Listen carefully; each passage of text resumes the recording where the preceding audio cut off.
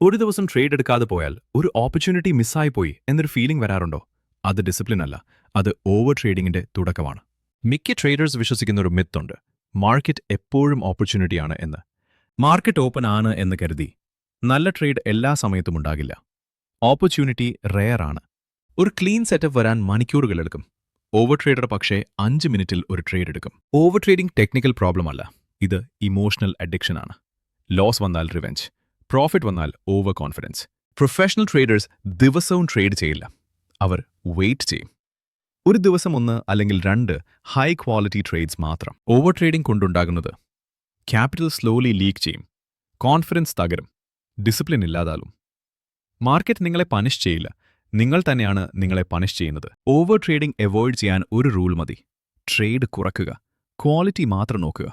Trading skill കൂടുതലുള്ളവർ കൂടുതൽ trade ചെയ്യുന്നവരല്ല, കൂടുതൽ wait ചെയ്യുന്നവരാണ്. ഇതുപോലുള്ള ട്രേഡിംഗ് സൈക്കോളജി സിമ്പിളായി പഠിക്കണമെങ്കിൽ ചാനൽ സബ്സ്ക്രൈബ് ചെയ്യുക.